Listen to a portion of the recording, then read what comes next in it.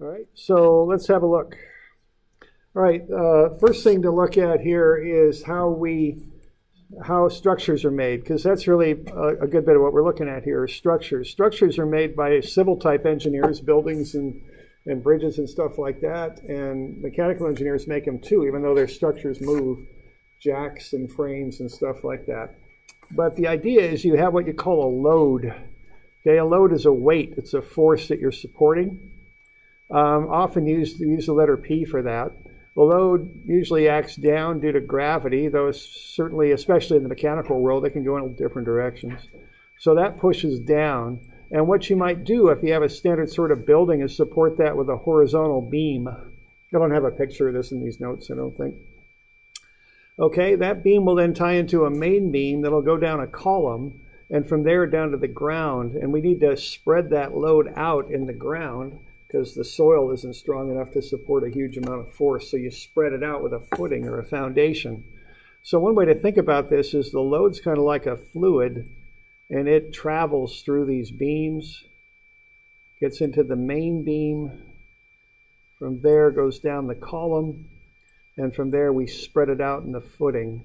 So there's a little bit of just idea of how structure's done, and also some words there. So beams are horizontal members, columns are vertical members. The footing is how we spread the force out and take it down to the earth.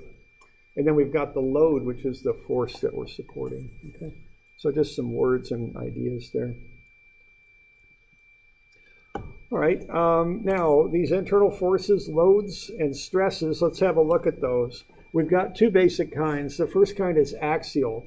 Axial acts along the long axis of a structural member. Okay, so sometimes we call that axial. We also use the word normal for that too sometimes, because it's normal to the area that supports it. So sometimes we use the word normal for that too, that type of loading. And what axial or normal loads do is they push or they pull. If they pull, that's positive, and that causes what we refer to as tension. Okay, so tension is a positive load. It stretches things out.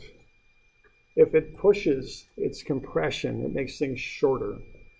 Okay, so positive is tension that pulls, negative is compression that pushes. All right, you might remember that from trusses and looking at forces in trusses.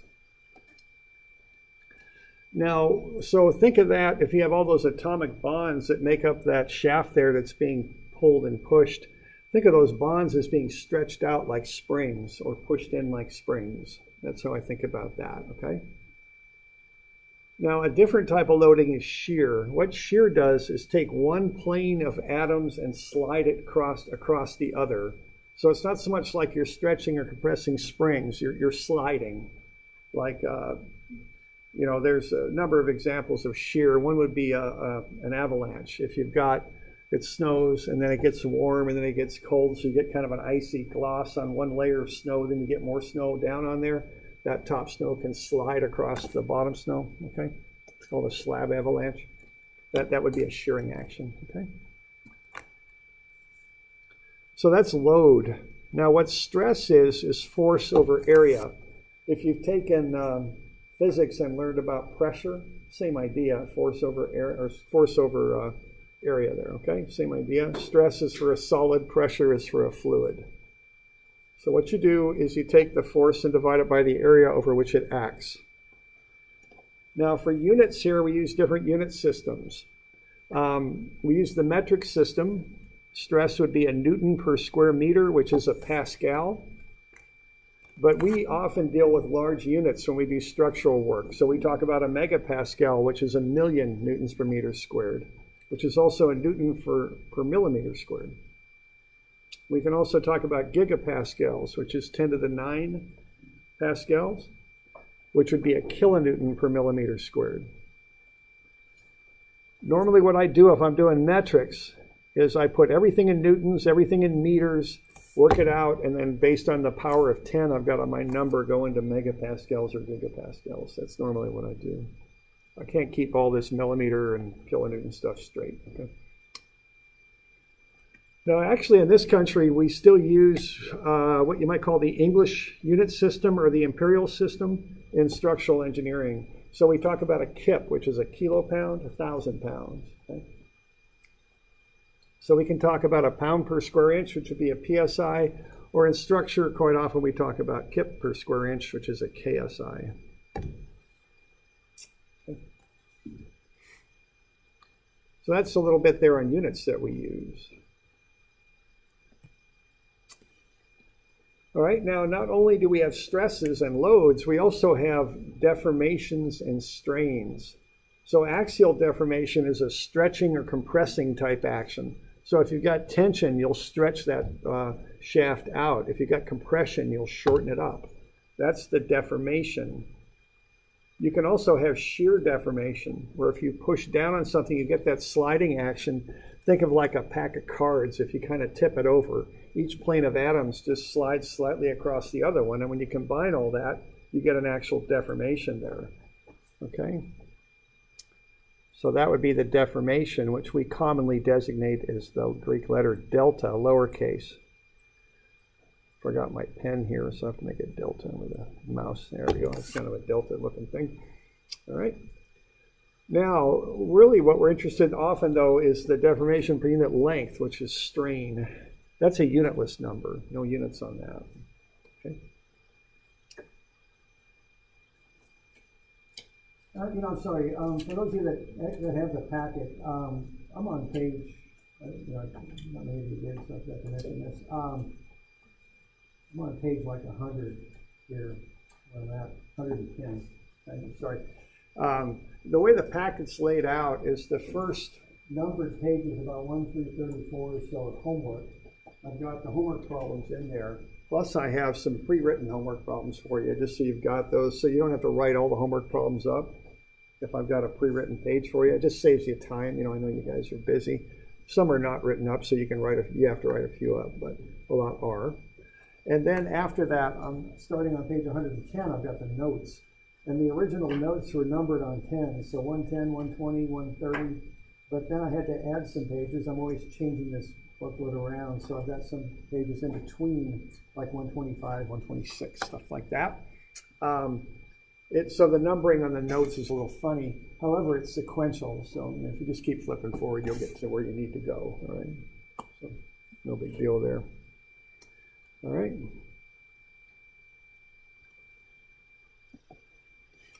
Okay, some other things we deal with are bending stress. That happens to beams when you load it down. And torsion, which is a twisting action like on a drive shaft, or if you work on farm equipment, PTO, they call that, power takeoff. Something like that. All right, just some common pictures here. This might be a tension failure. It's kind of hard to tell because all the grain of the wood, but if these two sides of these boards got pulled these directions, that would just rip it right apart. So that ripping action there is indicative of a tensile failure. Okay. There's a compressive failure, just a direct load down, just crush those three boards down below, or maybe it was just one board and it just kind of failed. Okay, that's compression. Now, when you load a beam up, typically you'll get compression on the top and tension in the bottom because of the shape it goes into and it bends. So if you have a beam like that and you load it straight down, it'll go into a curved shape like that. It'll stretch on the bottom and compress on the top. Okay, so here's a standard testing jig for beams. That's a laminated wood beam. They're just pushing down on it. They spread the load out to two different points. What that does, it prevents a load concentration from forming, and it creates a more even curve. You can see the hydraulic drum up there pushing down. And what happened there was that beam is stretching on the bottom, and see those failure planes or those laminations started ripping apart? That just started to rip apart on the bottom, and that just propagated its way up. Here's what's going on there. So there's a tensile failure, starting at the bottom of that beam and working its way up through the beam as it goes. Okay. Okay, shear is a sliding action. There's something called a lap joint. That's used sometimes where you might take two boards or two pieces of metal and put screws or rivets through them to hold it together. That's a very common place to develop shear. So if you look at this from the side, kind of looking that way, you'd see a picture like what I've got below. If you apply this force right on that seam right there, you're going to get a shearing action on that bolt or rivet or whatever it is. So there's a little bit of a free body diagram of the bolt right there. Okay. That'd be a shear.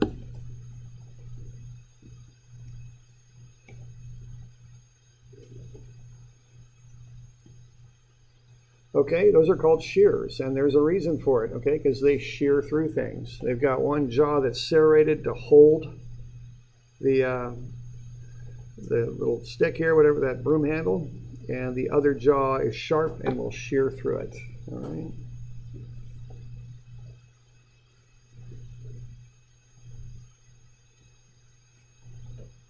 That's bad, okay?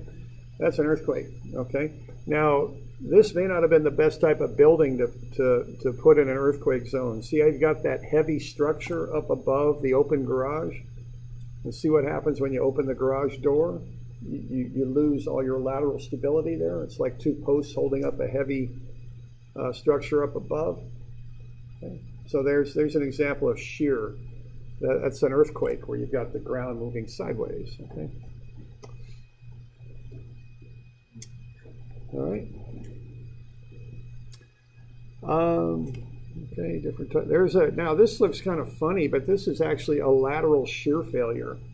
What you have there is a laminated beam that's being bent. Think of taking a pack of cards in your hand between your thumb and your index finger and bending it. Those cards are going to slide one across the other, right? See, slide, that's the key word for shear. See how those beams are sliding across each other there? Those glued laminations have failed, so that's a shear failure there, all right? So these are some of the things we're going to be looking at in this class, is how to analyze this stuff. Okay. All right. There's a drive shaft that would undergo torsion when you start turning that shaft, and whatever load there's applied would cause a twisting action in that shaft. That's called torsion. So we'll have a look at that too. All right, let's have a look at an example here. Let's look on page 140.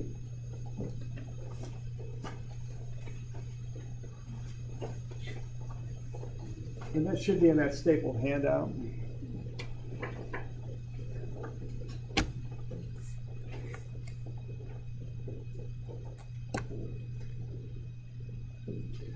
All right, so let's figure out what the stress is in this shaft.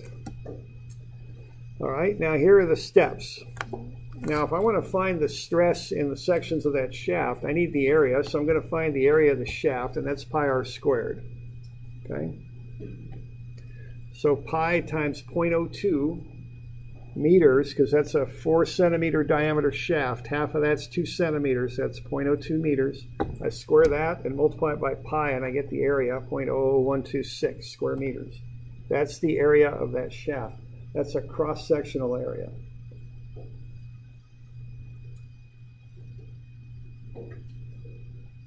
Okay. Now, what I want to do is I want to figure out the external forces on this shaft, because if I want to find the stress in section AB, right in here, what I want to do here first is find all the forces acting on the shaft.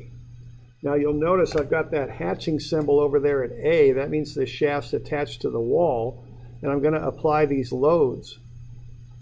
So there's going to be a reaction at A, because I'm pushing and pulling on that shaft on those flanges, those wide discs there. And so there's going to have to be some sort of force at A holding the shaft to the wall. So what I do, I just set up a sum of Fx equals 0 equation, right out of statics, and I've got that unknown reaction plus these forces that are applied. So what I did there, I kind of went from this diagram and made it into a more of a free body diagram down below. Okay. And I solve for RA. So I got RA to the right. That's plus, minus 2200 and 2200 make 4400 to the left. plus 6,800, which is 3,400 and 3,400 to the right, minus 1,600 to the left. And I add everything up and I get RA is negative 800. So RA is 800 to the left. Okay, so those net forces are trying to pull that shaft off the wall, so the wall's got to pull the shaft back to the left with 800. So notice from statics here, I assumed that force RA acted to the right. So that went into my statics equation as a positive. See, there's my right-hand assumption. But when I ran the numbers, I got a negative answer. And what that negative answer meant was, no, it doesn't act to the right. I assumed incorrectly. It acts back to the left. That's what's going on there, okay?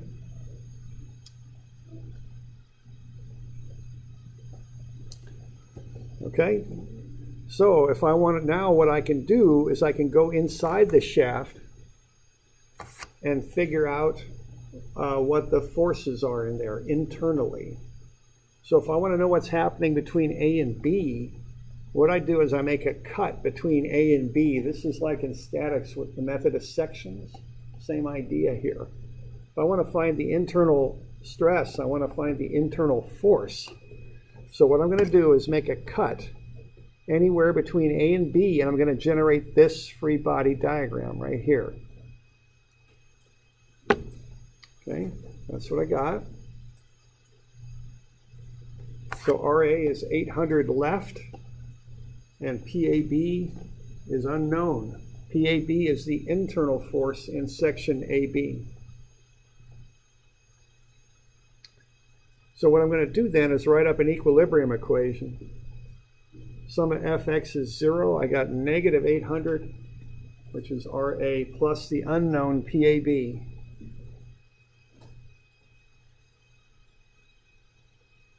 So PAB is 800 tension. I can divide that by the area, and I can get the stress then. So the stress in AB is 637,000 newtons per meter squared. Okay? So I can say that's 0.637 megapascals tension.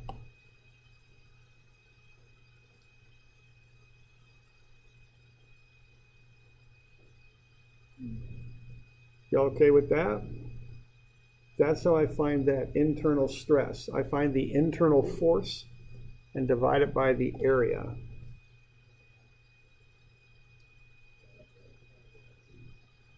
Okay. So I find the reaction first and I make a cut somewhere between A and B, and then I find that internal force.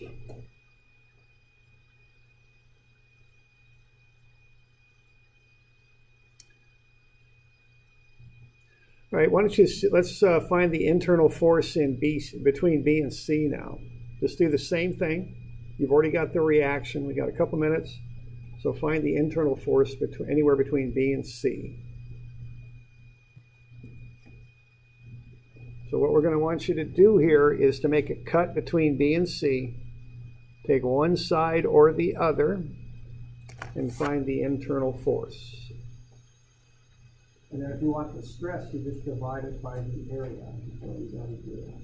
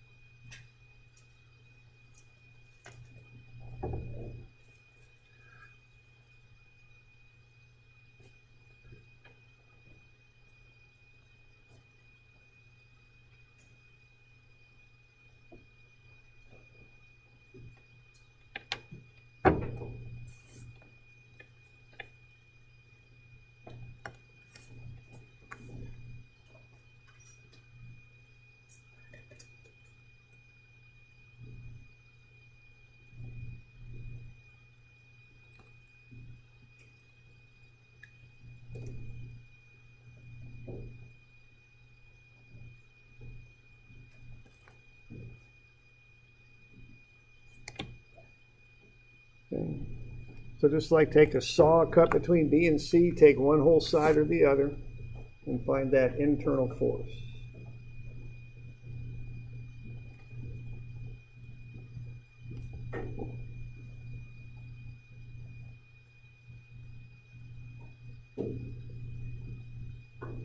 It doesn't matter which side you take, you ought to get the same answer either way. About 5,200, I think. Don't get to that. And you just divide it by the area and you get the stress. Basically how that goes. That's how we find these forces that we want to deal with.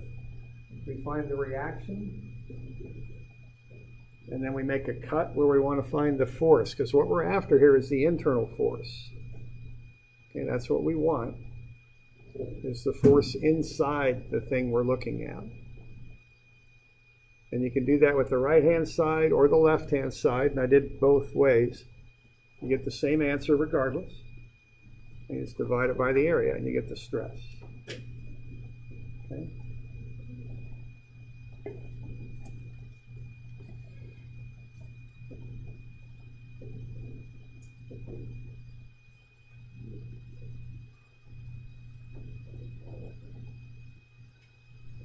How about doing a couple of these? This is pretty important stuff what we're going to do in the class. How about doing a couple of these for Wednesday? We'll cover them tomorrow. Okay. Oh, yeah, tomorrow is Wednesday, isn't it? Dang it. I guess that means they're due Thursday. We'll cover them tomorrow. Thanks. Okay, so 102 and 103, they're on that stapled handout there. Okay. And it's just like doing this kind of stuff. So this is important. We want to get this figured out, this stuff, okay? So those two problems are on that stapled handout. If you don't have the packet yet, you do want to get the packet. Yeah. Hey, aren't they already solved this? What's that? They already solved this. Well, the answers are there. Yeah. So I'm just giving you the answers. Okay? All right? So we'll see you all tomorrow.